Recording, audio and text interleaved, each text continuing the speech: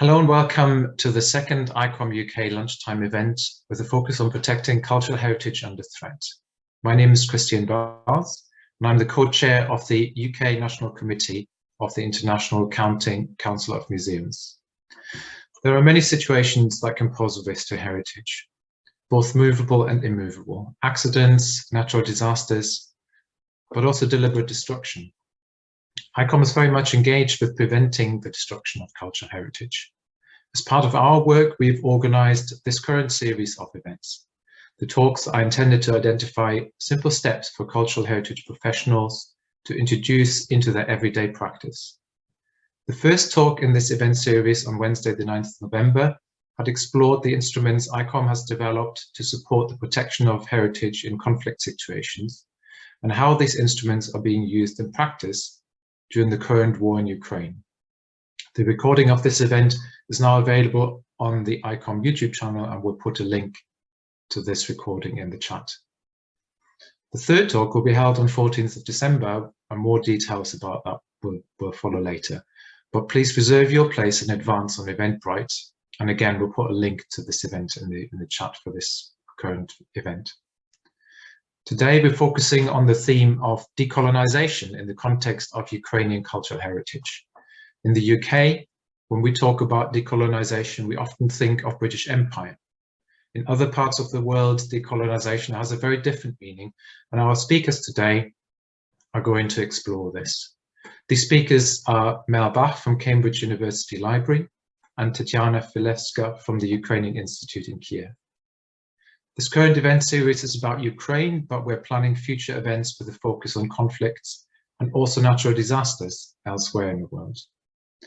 The ICOM UK talks are free to access, but you can, via the Eventbrite page for these events, make a donation, which we will pass on to our friends and colleagues at ICOM Poland, who have established a fund to support Ukrainian museum professionals who have fled the war into Poland. We will also put a link in the chat for anyone wishing to make a donation today. The talks are being moderated by Maria Blazinski, whom it's my pleasure to introduce now. Maria is a UK-based heritage consultant and independent curator specializing in exhibitions and interpretation. Maria has Ukrainian heritage and is helping ICOM UK to coordinate initiatives to support museums in Ukraine. Thank you. Thank you, Christian, for the introduction, and welcome again to everybody today. It's an honour to welcome our speakers. In addition, I'll just give a little bit of housekeeping information. So we ask everybody to keep their cameras turned off and their mics muted for those watching the talk. We welcome any questions, observations and recommendations, so please post those in the chat. We'll be picking those up later. There'll be plenty of time for questions and answers. The session is being recorded for the ICOM UK website. The first talk, which was 3 weeks ago, that has just gone on to YouTube.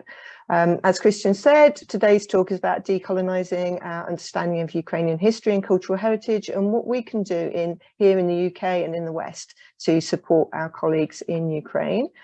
It's an honour to welcome our speakers today. So Tatiana Filevska, who's Creative Director at the Ukrainian Institute in Kiev, and Mel Bach, Head of Collections and Academic Liaison at Cambridge University Library.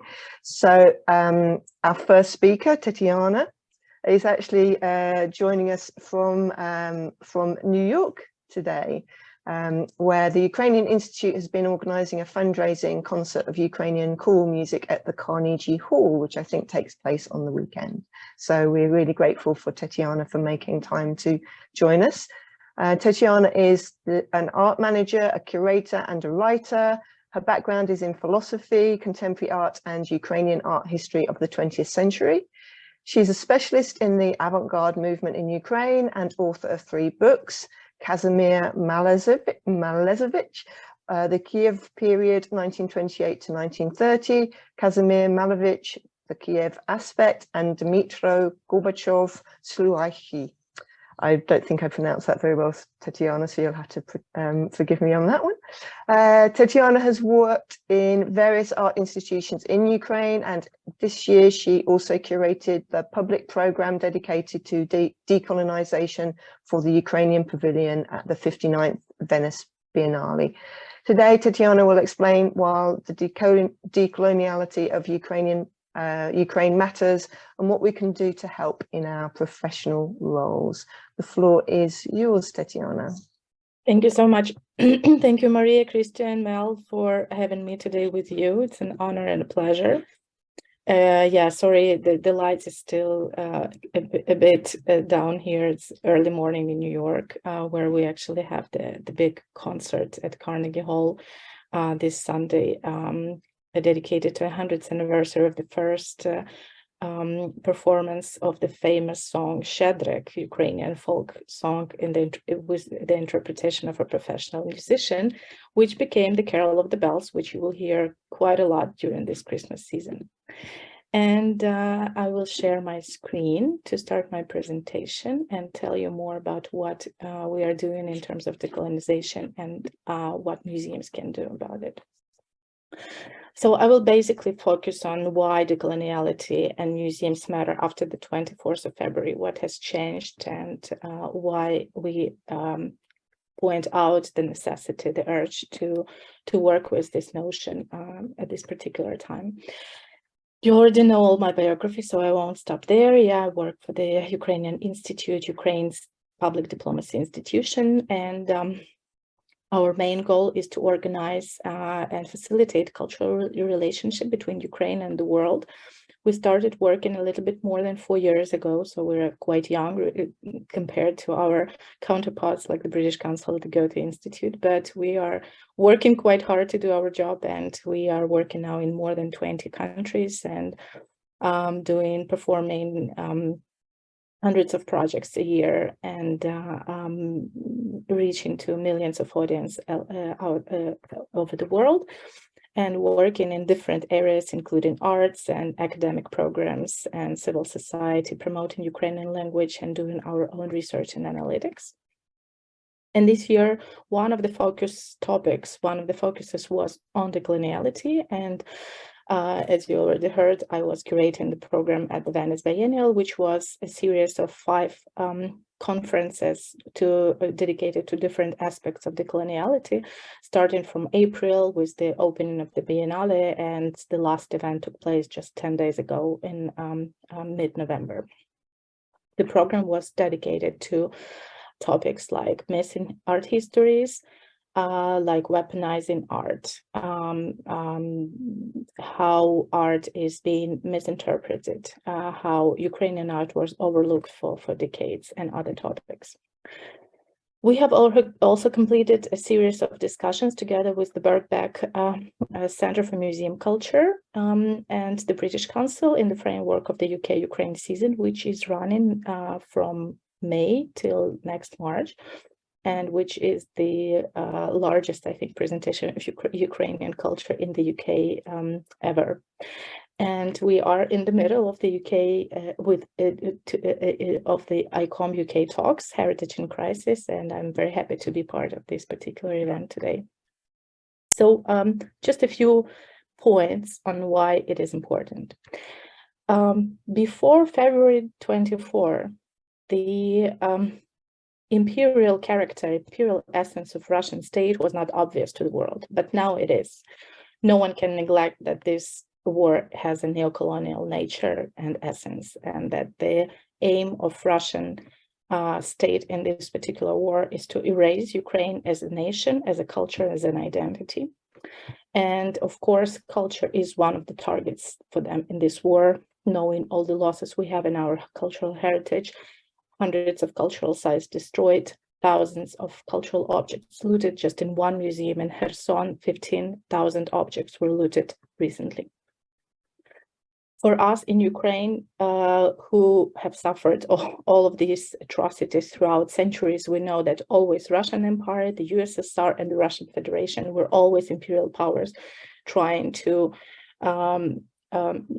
destroy the countries, the cultures in its outreach. And we understand that Ukraine, as well as other countries, have suffered from this colonial approach, not only from the Russian Empire, but from the actual occupying power. But actually, this narrative, this attitude was spread throughout the world, because the world would see us through the lens, through the eyes of the metropole. So the history and the story of Ukraine would be told and heard from the Russian side, not from Ukrainian side. And this is why one of the things why the colonial theory up to now was not applied to this region, and Russia was not seen as an empire and Ukraine was not seen as a colony. And so, for example, even the guide on decoloniality, the toolkit that was recently, just a year ago, published by the Museum Association, it does not include the region. So everything else is concerns the decolonial discourse, but the region where we come from. So speaking about Eastern Europe and Central Asia. And we understand that until 2022, largely Ukraine remains as a blind spot for the majority of the world. In many museums, in many art institutions, in art history in general, when you study it, when you read about it, Ukrainian art is oftentimes not identified, misinterpreted, and overlooked. And we think that it's now that we have to actually change the situation, because the price of it is too high, and we don't want Ukraine to stay in this blind spot after the war is over. And just to illustrate my thesis, my narratives, I wanted to suggest a few cases that are kind of very obvious to everyone and can explain why it is important to do now. The first case is from New York. It's the MoMA collection, and in this photograph you can see an artwork by Vasyl Yermilov, who was a very famous constructivist artist from Kharkiv. He spent his whole life in Kharkiv, and he was active during Kharkiv's when Kharkiv was the capital of the Ukrainian Soviet Republic. And this artwork is in the collection of MoMA for decades. And this is how it was presented. It was hanging this way in the main collection for many, many years, as long as it was in the collection. And when I first saw it in 2017, I realized that this work is hanging upside down. And what I did, I was immediately, I approached the museum staff and I told them that that might be a mistake and I have to do something about it. And I'm an art historian, I have my expertise, and I'm not just like guessing, I'm pretty much sure about that. And the lady promised to pass this on to her, to the administration of the museum. But after a few weeks, I asked a friend to go and see, and the work was still hanging upside down. So I decided to write a letter, and on the right, you can see my letter as the head of and the founder of the Malevich Institute. It's an NGO that I run in Kiev since 2016. And I wrote a big letter explaining like the details of it, never got a reply. And the work was hanging upside down until 2022. From time to time, every half a year, I would write them a letter and I would send photographs, you know, like proofs of the proper hanging of the work, like you see on this photograph from 1927 from the exhibition, which Yermilov himself installed, and you can see that the work is hanging on the other way.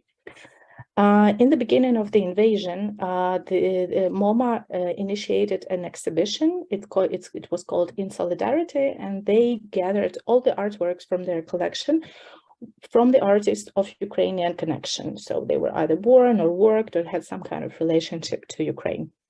And of course, Yermilov's work was there, and of course, it was hanging upside down. And when I received a message from one of the museum staff saying we are standing with Ukraine, we want to support you in any possible ways, and he sent me the photograph, and I messaged him like, maybe that's a moment when you can actually hang it properly. In just 12 hours, it was hanging properly. So now you can see it hanging correctly. But the problem is that for 6 years, my voice was not relevant, was not heard, you know. So it was just ignored. And only because of the invasion, only because of the focus and understanding that, you know, our voice matters, the work was actually hanged properly.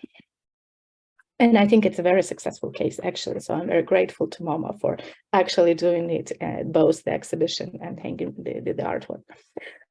My other case is from the UK. It's Oxford Pitt Rivers Museum, and here you can see the photograph of one of the objects and its description. It says that it's a Kamenная Baba, transliterated in Russian, one of the many mistakes that are used. And the geographical interpretation of it is very strange because it says Europe, Ukraine, Yekaterinoslav, and Yekaterinoslav is an old name of the city in Ukraine, which refers to the times of the Russian Empire. So I cannot really say like what this number of geographical terms actually means or refers to, because they all come from like different angles of different times. And I have to say that I think we'll also speak about this with Mel later, that using the proper language is super important for decolonizing things. So using the correct transliteration. It's not Kiev, it's Kyiv. It's not the Ukraine, because the means like that's not a state, it's just a territory. Just so saying Ukraine is the correct way to refer to the name, to the title of the country. And also referring to the correct names of the cities, not from the Russian Empire's time, but from the current name of these places in Ukraine. And another issue is like how you refer to the place of birth when it was in a different time. It's another big issue. And when I asked my colleagues from the UK, like, would you call, for example, would you write down in the title of an artwork created by an Indian artist, for example, that he was born, for example, in Bombay, British Empire at that time, you know, like, would you do that, for example, in your collection, in your museum? But somehow referring to the place in Ukraine at the time of Russian Empire and saying that it was Russian Empire seems okay and seems normal. Yeah, just an example. So this figure of stone, ancient stone figures are very popular and spread around Ukraine at different regions. And I just wanted to show you the example of the recent events when in Kharkiv region, Kharkiv Oblast, near Izum, Russians used these centuries ancient sculptures as poles for their flags, for actually Soviet flags, and they also damaged some of the stone's figures. Then another object from Pitt Rivers Museum, it was not identified at all. It was mentioned that it comes from somewhere in Europe, probably in 19th century. And you can see the two objects. One of them was just like falling on the table. It just fell. It didn't. It was not intentionally, but anyways. And it was, you couldn't see its name or its place of origin, but on the right, I just took a recent photograph of the Ukrainian lady playing this instrument. It's a traditional Ukrainian instrument. It's called drimba, and you can find it everywhere in Western Ukraine. It's very popular. And the third case is from Victoria and Albert Museum, and I think this is more popular. This object is much more popular. These are two pairs of gates from Kyiv-Pecheresk Lavra, and these objects are in the permanent. One of these objects is in permanent review, and what struck me was the actually description of this object, which, on my opinion, has a very strong imperial narrative in it. So when you read in the exhibition of, in the main exhibition of Victoria and Albert Museum, it says that this object comes from Kyiv. Yeah, it was created there, but it was a gift of the great imperatress Yekaterina on her triumphant way from St. Petersburg to Crimea, which was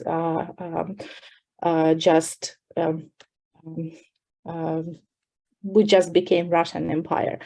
So in this narrative, you know, you see these very imperial narratives like the Great Catherine, the Catherine the Great.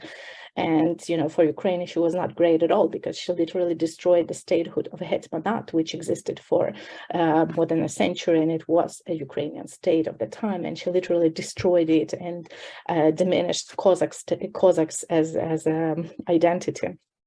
And also, it does not refer to actually the origins of these gates and its relationship to Ukrainian culture, because they represent something well known as Cossacks Baroque. So it's a Baroque interpretation in Ukraine, and it was created in this very famous workshop in Kiev, which had a very sophisticated skill in working with gold and silver, and they were melting these two metals together, creating this magnificent effect.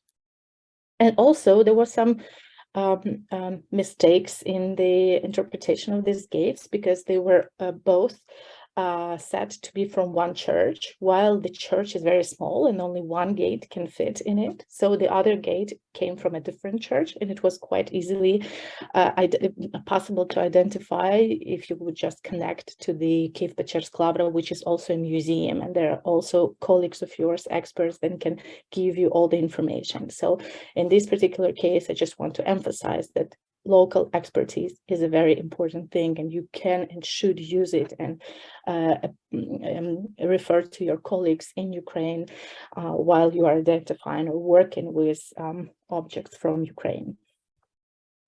So just to wrap up, I'm finishing. I just wanted to say what we already have in this direction, and what you can already use and share, and what we're working on.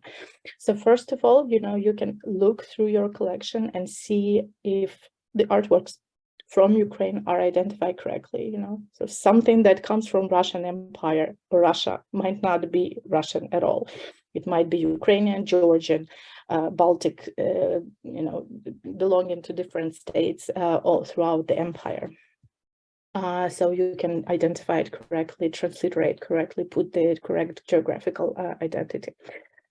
We have now created a list of books on Ukrainian art history that you can either download online or acquire for your library, and have the respectful sources to identify and work with your collection. We also created a list of experts on art history and curators from Ukraine that can be of help and can give you consultation and expertise. We are happy to share these with you. We don't have them online because of private reasons, but if you give me a note, I will be happy to share those lists. We have just started working on the toolkit on decoloniality that would concern our region, and we are working with the Museum Association and the British Council to make it happen next year. And we also want to create, alongside with this toolkit, an acquisition panel game, something similar that already exists in the UK with the example from the UK museum collection, but we want to have it from our region as well. And it will be a way also to practice the colonial skill on the region of Eastern Ukraine and Central Asia. Thank you so much. I'm sorry, I think I took too much time, but I really wanted to share all these cases with you, and giving back the microphone to Maria. Fantastic. Thank you so much, Tatiana. Every time I listen to you, I learn something new, and really, really appreciate it. So thank you so much. Excuse me. Just to remind people, who are attending, please do submit any questions, comments and observations via the chat button. We can share those as we're going through. Or if you know of any other events that the rest of the attendees might be interested in, please feel free to put those into the chat button too. So today our second speaker, I'm pleased to introduce. Our second speaker is Mel Bach. Mel has been the Slavonic specialist at Cambridge University Library for 12 years, and also the head of its collections and academic liaison department for the past 5 years. Since autumn 2020, she's also been the inaugural convener of the Cambridge University Library's Decolonisation Working Group. I would also add that Mel has been writing a fantastic blog about decolonising the collections of Cambridge University Library. I'll put the link for that in the chat. It's the way that I found out about Mel.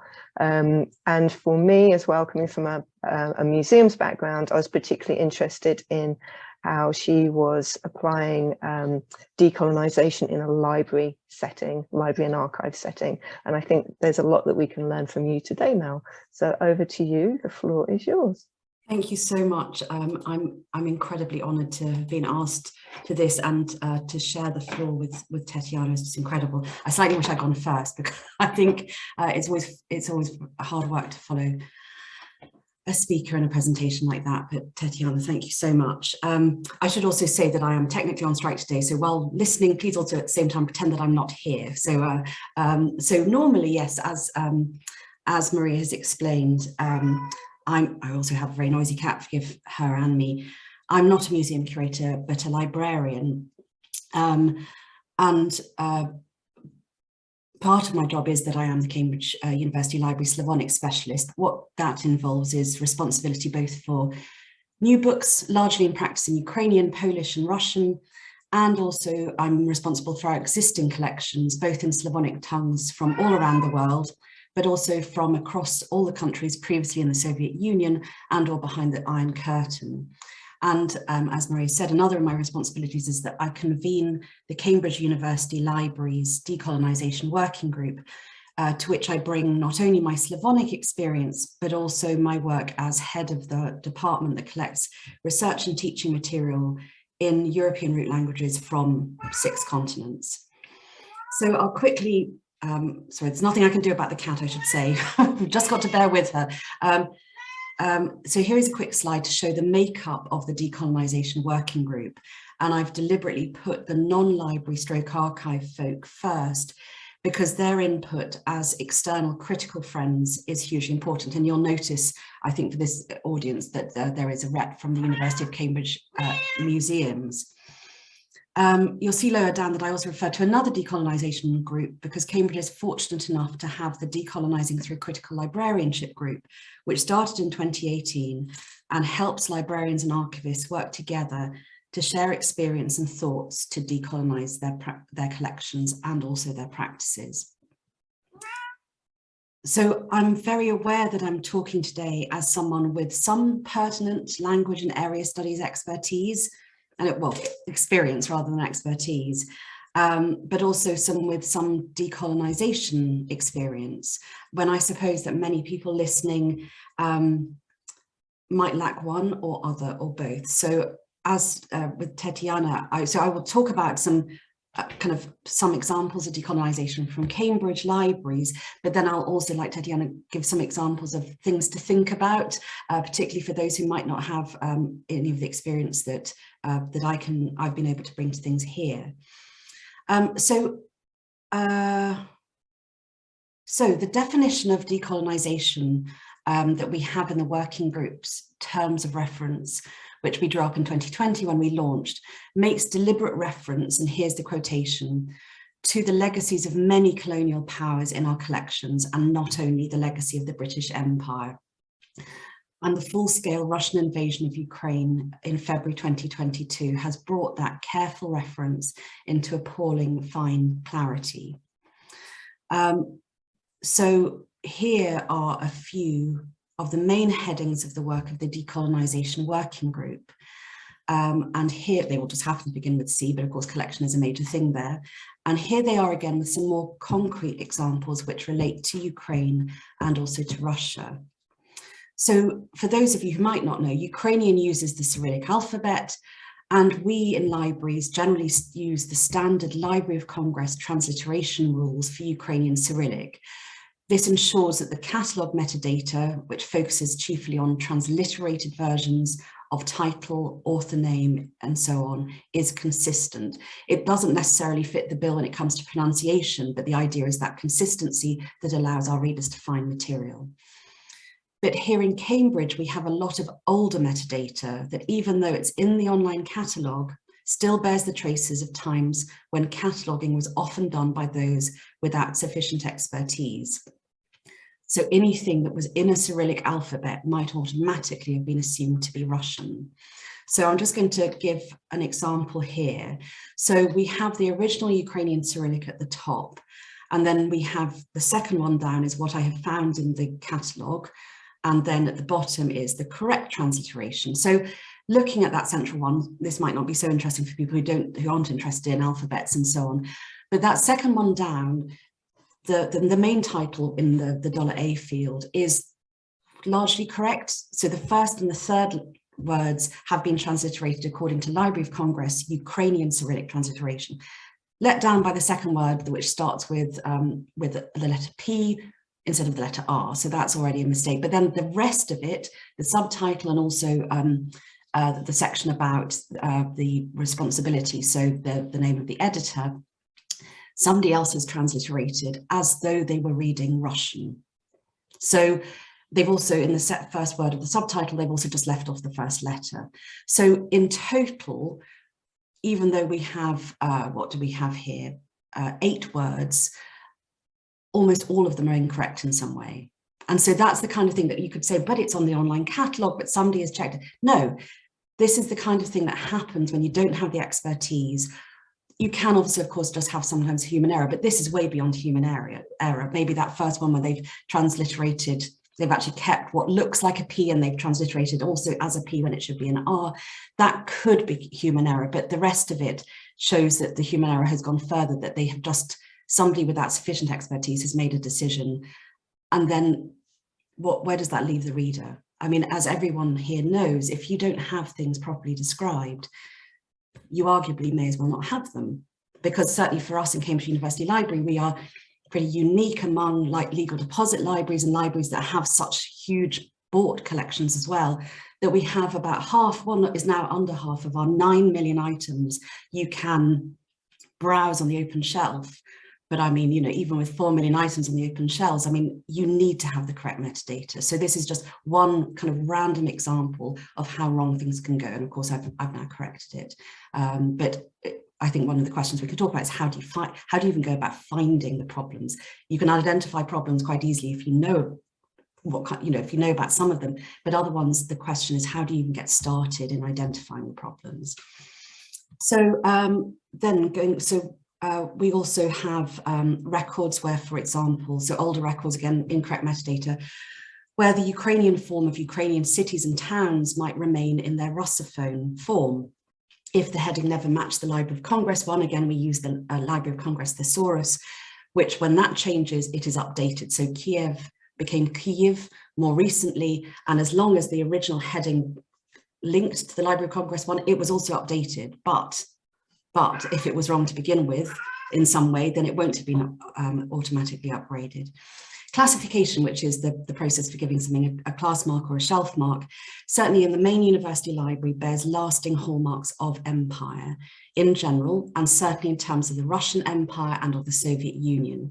So when I first started at the library in 2010, I was able to create a new class mark for Ukrainian literature, first time.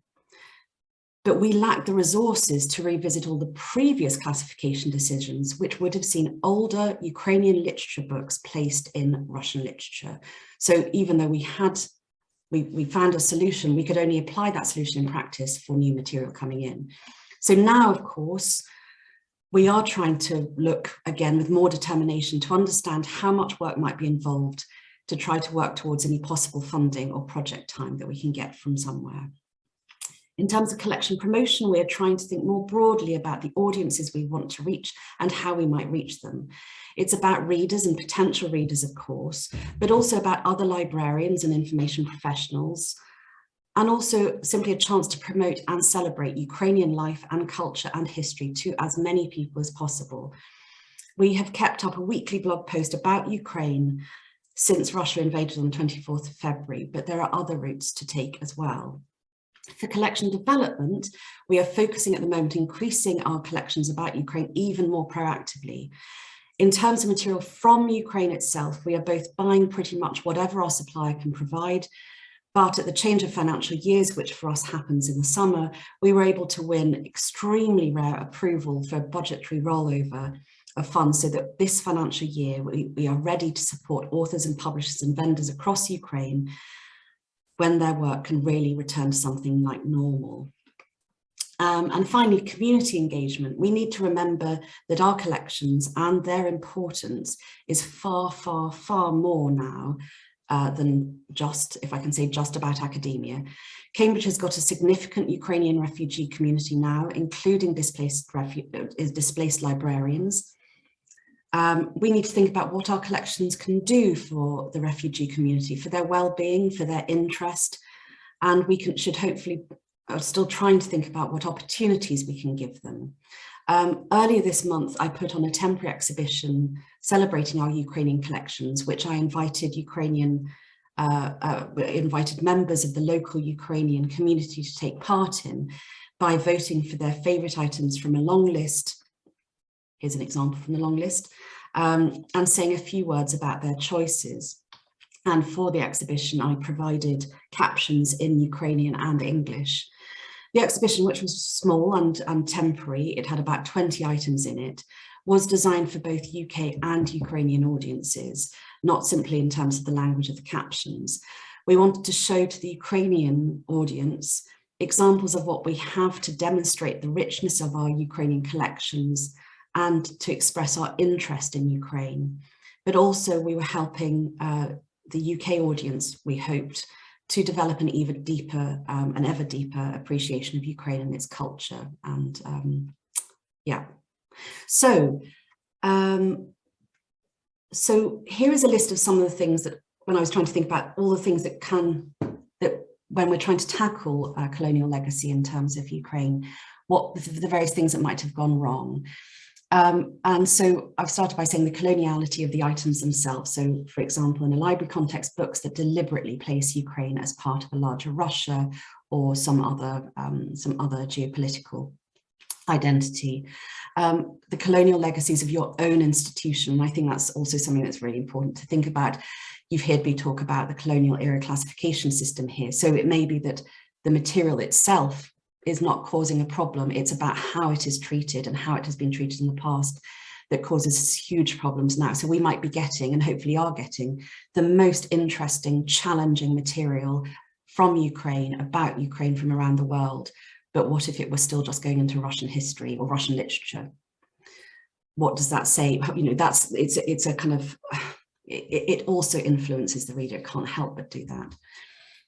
Also, of course, the issue of possibly a lack of decolonial thought in your institution now and previously, and specifically the lack of consideration of non-British colonial legacies. Obviously, for UK-based institutions, the British Empire is the big topic. I mean, that is going to be the biggest influence in most people's collections. But we do need to be really careful, and I'm certainly not the first person today in today's session to say it, to remember that we cannot focus only on that, because it turns a massive blind eye on a huge problem elsewhere. Also the issue of insufficient language expertise and other knowledge like area expertise. So when I say insufficient language expertise, I think I also mean, if I think of when I first started in Cambridge, I came to the job with Russian, and I have learnt Ukrainian and Polish since in order to be able to do my job adequately. When I first was faced with Ukrainian Cyrillic, if I had been somebody with kind of too much self-confidence, I probably might have ended up saying, oh, don't worry, I don't need to be trained in anything. Don't worry, I can sort it out myself. It's about not just kind of some general Slavonic expertise, but actually part of it being the humility of understanding, do you actually have what it takes to understand this in this specific situation? And also, of course, human error. I mean, human error happens all over the place, and in a way, the human error part is the hardest bit to track down. So then on this next slide, I wanted to say a few things to consider, which some of them chime with what Tetiana had in her presentation.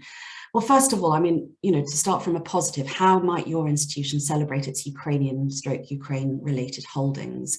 It's something that we're seeing all over the place. And I think that it's important that people think about it and do it, but also make sure that it's not just a one-off, that it's not just something that's kind of essentially going to be lip service. Oh, but we did it, you know, don't worry, we did it like kind of in 2022, and then we could just put everything back again and forget about it. Of course, there needs to be a longer legacy there, a longer celebration.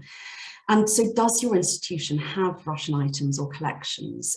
And if so, are they really Russian? I mean, Tetiana's examples were absolutely staggering, and especially the worth that was given to her interjections and her questions, that all of a sudden she had enormous agency after the 24th of February this year, whereas she struggled to have anyone listening to her with exactly the same advice previously. But be careful about the assumptions that have been made by you and also by your predecessors in your institution. Also, of course, take a step back when contextualizing and or describing items, because Russia's predominance in narratives is so deeply ingrained for everyone that it is really important to make sure that you do take that chance to take a step back, to think about how you contextualize, to think about how you might think differently and from a Ukrainian focused perspective first and foremost. Then I come back to this thing about language and area expertise. Do you have it? Do you really have it? It's the follow-up question. And then if you don't, how do you tackle that?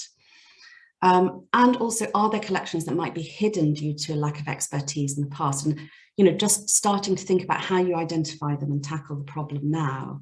And as I said earlier, I think one of the biggest issues is the things that you can't easily identify. So when I had that example earlier about the cataloguing example I had on the screen, that came out because I did a search for on our system for all books that said they were published in Ukraine, but they were published in Russian. Now, many books will be correct in those two things. But by going through that list of thousands of books, I am finding examples that stand out, that can jump out as clearly not in Russian, but in Ukrainian. But that took a bit of thinking before I could even come up with how I would go about even getting that list. I mean, it's really obvious now I've said it, but I think there has to be quite a lot of kind of thinking of different options before you can start identifying things. And as I said, also in terms of getting things done, of course, we all want to get things done, but I think it is really important to be able to scope work as well, so that we can tackle things realistically and try to go for funding, try to get extra resources and so on. Now, one of the things that I haven't said so much up till now, but is so important, is working together. So Maria kindly referred to the blog post I wrote about decolonisation and library collections in Cambridge. So that's my final slide. That's the link to it there. But that is really an example of working together. So that blog post came out of discussions with other colleagues in Cambridge libraries who have a focus on Slavonic collections. For example, the Scott Polar Research Institute Library, where they have significant Russian holdings and holdings in other languages from Northern Russia. But also it came out of a conference that was held by CASILIS, which is basically the UK the UK Russian East European Studies Librarians Group. And that was held in June, I think, at the British Library. And it was the discussion from that and listening to the other papers at that day that really helped push things forward. And I was kind of amazed to see some British Library colleagues here today. And I think that's one of the most important things to say. So for one thing, I wanted to end by saying, you'll notice on this list that there are lots of questions, that they are all given as questions. And I think that decolonisation work is always meant to be littered with questions, because it's that challenge that helps us to think and see more clearly. But also, as well as asking questions, think about working together, because especially if you lack expertise, as Tetiana said, you know, she can provide a list of people who can help with specific things in terms of art curation. There's always going to be expertise somewhere else, and it's by working together that we can tease out more. That collaboration gives us more brain space. And it also means that we can share our expertise and experience, and it is really through preparation for the CASILIS conference. So, and hearing from UK librarians in their different places of work, and also within Cambridge at different libraries within our system, that blog post came out of that work. So always ask, always get in touch, and I can certainly give the CASILIS details for anyone who might have a library function part of their institution, and they would like to be part of CASILIS, which is possible now free of charge. So yeah, working together is such a massive part of that, and I want to end strongly on that note, having barely mentioned it before, but it really is so critical. So thank you very much again, and to Tetiana and Maria and the others from ICOM. Thank you for this. Thank you so much, Mel, as well, and Tetiana, for two fantastic talks. Just to remind people, do put your questions in the chat. There's time for questions and answers now. To get things rolling, I do actually have a question for you, Mel, if that's okay. I read your fantastic blog, so thank you for that. That's how I came across you in the first place, and thank you very much for replying to my email to you, my fan mail email, because I enjoyed your blog so much. I've put the link also in the chat, so it's easy for people to cut and paste. But one of the things that I read from your blog, I'll read this out. It says, "We recognise that while the primary colonial legacy in Cambridge libraries relates to the British Empire, Cambridge also holds material relating to other colonial powers, past and present. And this is also part of our decolonial focus." So my question for you, Mel, is how important do you think it is for UK archives, museums, libraries, etc., to ensure that non-British colonial legacies shouldn't be overlooked? Well, thank you. And also I should say, Maria, that yes, when I first got Maria's email, I actually ignored it because I thought it was junk, because I thought it was so unlikely that somebody from this major thing would be getting in touch. So thank you for trying again. I think it is a really, really important thing. And I think that, you know, as Tetiana's presentation made clear, the fact that it has taken something as appalling as this current war to give sufficient agency to her and other colleagues to have their voices listened to. I think that kind of obviously ideally we would always be ahead of the curve and not having to wait for atrocities to do something like that. But in that context, I think it is really important that people do. I think it is something that, you know, there will be some archives where it won't be an issue, but I do think it's really important that everyone asks that question, because you can't be certain. And by focusing solely on one thing, on the British Empire and not on others, I mean, that in itself is quite undecolonized, I would argue. So I think it is really important that everyone asks themselves that question. Thank you, thank you. Tetiana, you've got your hand up, but you can join in anyway. Yeah, thanks. I just wanted to add a little bit that, first of all, our voice was not heard just because of the imperial approach and the work that Russia has done for that, you know, to kind of silence our voices, because they did everything to have Russian voice strong and take away other voices, because, you know, that would break the empire. That's what it does. Hearing other voices breaks the empires. And why we all need to do it now, because the more we decolonize the empires now, the lesser the chances that they will come back. And we can see that they can come back. And, you know, this war is about that. Like, do we want empires back? And if we are unable to stop Russia, there will be others that will think, okay, we also want to do that. And we'll just, you know, come back in time to something that we really overcame. That's such a valuable thing to add. So thank you for that, Tetiana. I have a question for you as well, and it's actually one that was Tetiana and I gave a talk a couple of weeks ago for a staff talk at the V&A, and it was a question that came out there that I think would be valuable here too, which is about education and awareness in Ukraine at the moment about decolonial practices and access to historic archives. Also about how those decolonial practices relate to other post-Soviet countries and what they can learn from Ukraine. You gave a fantastic answer before. I hope you can remember that from last time. If you wouldn't mind saying a few words. I think you need to remind me. No, you're in a different time zone. So Tatiana, the question I believe that we were asked before was about the education that is in Ukraine at the moment about decolonial practices, where that education comes from, where people learn about the history of Ukraine. And I remember that you saying that that's actually still being worked through the school system, but also that other countries are looking to Ukraine, other post-Soviet countries are looking to Ukraine to see how it's being done.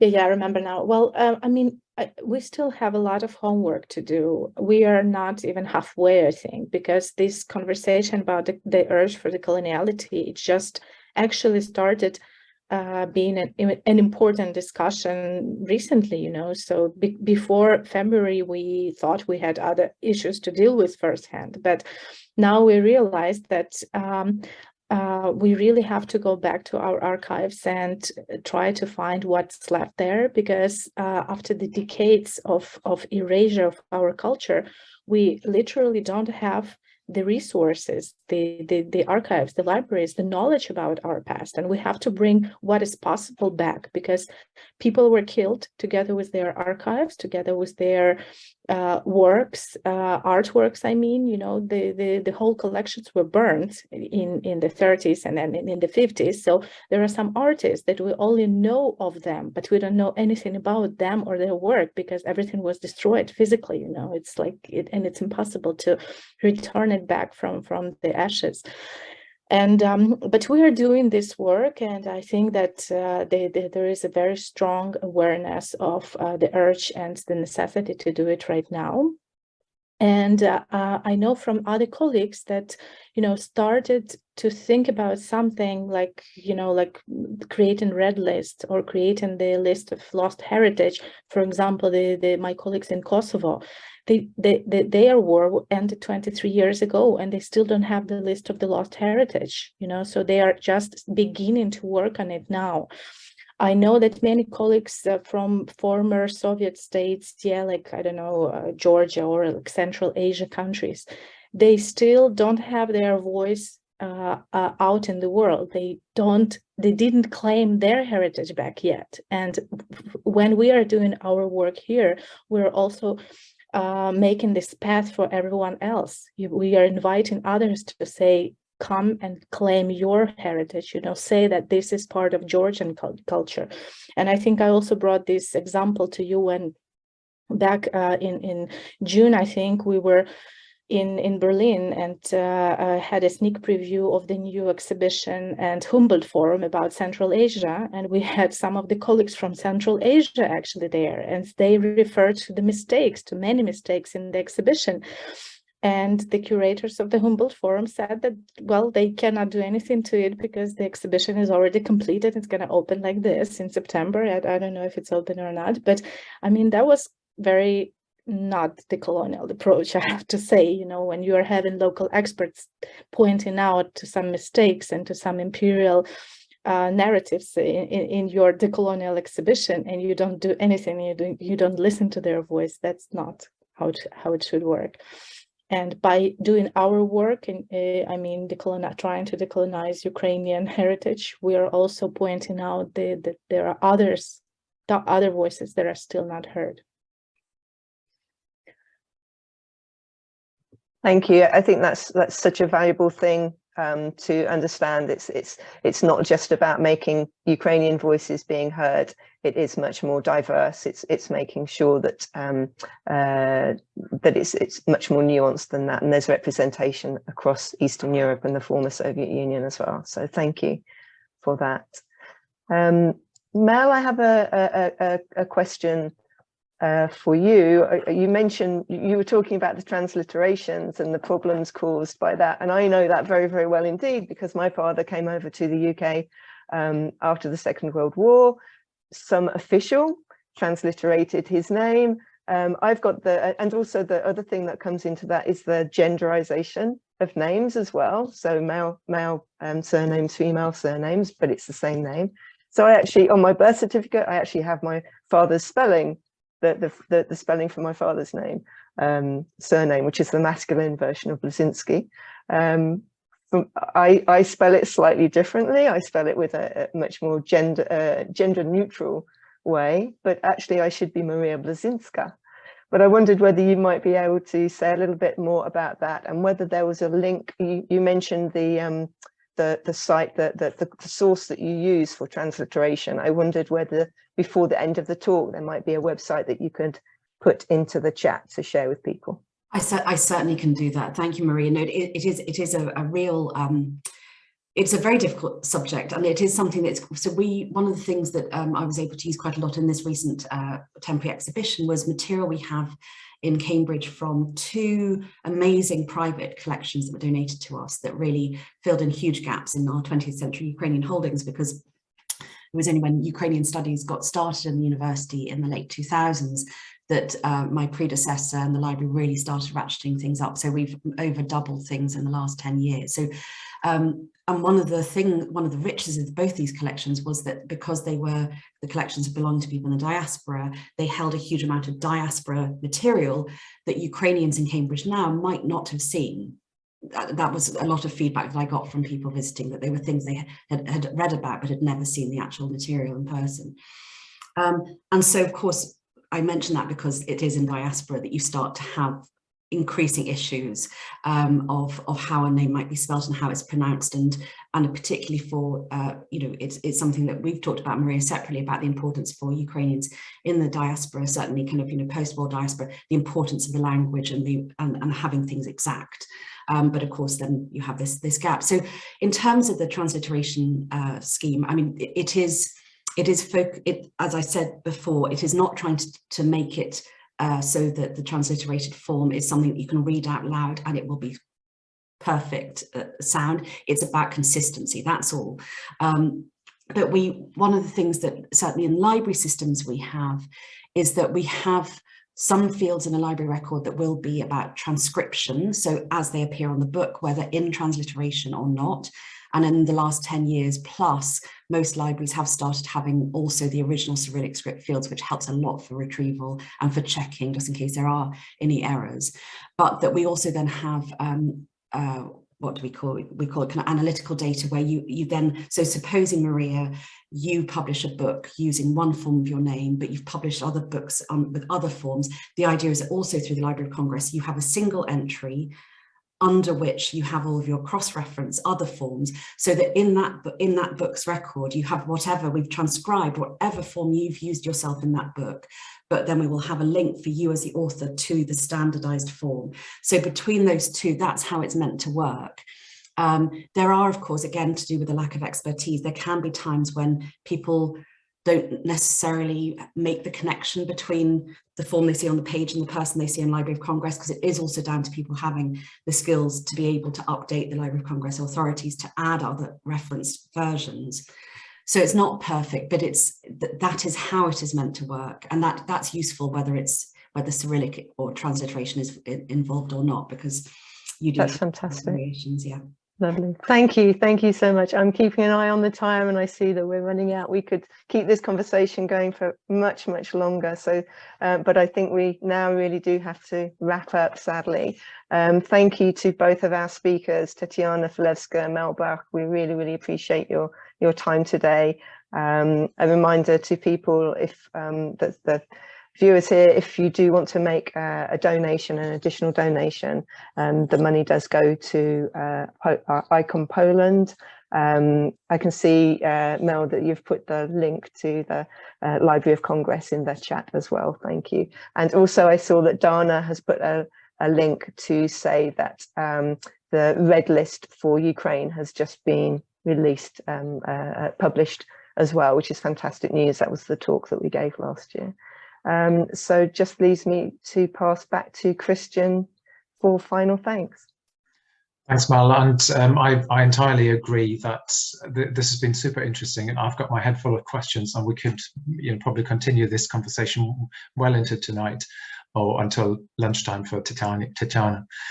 But it leaves me to say thanks, Mel and Tatiana, for giving us your time and your important thoughts. You both emphasised the importance of working together. And this is why we're organising these events. And if any of our audience today need any contacts, please get in touch with us. establishing international relationships to facilitate the work between museum professionals is really an important part of the work of ICOM. I also just want to thank our partners, the Ukrainian Institute Kiev and the Ukrainian Institute in London, for supporting this ICOM UK event series. Maria, of course, for organizing it, Dana for her technical and logistical support, and all our listeners today for attending and all your questions and thoughts. I want to just use the opportunity again to bring to your attention the last talk in this current series of our ICOM UK Heritage and Crisis talks, focusing on Ukraine, which is on Wednesday, the 14th of December, in same time slot as today, and will explore the theme of identifying and collecting Ukrainian cultural heritage. Dana's already posted the link to that event in the chat. Our speakers will include Dr. Ludmila Pekerska, who's the curator of the Taras Shevchenko Library and Archive in London, and Maria Saluk, a Ukrainian conservator who fled Ukraine and is currently working with Kifi Steiner Hutchins and Co, who are art conservators based in Norfolk. Please share the link to this talk with your networks. We very much hope that you enjoyed today's session, and we'd be delighted to receive any feedback or any further thoughts, and you can contact us through our ICOM UK website. If you do sign up for the next talk, please may we encourage you to make a donation that will go to ICOM Poland, as we've mentioned a couple of times, to fund the support for Ukrainian cultural heritage professionals fleeing Ukraine. Thank you very much all. We look forward to seeing you on December the 14th.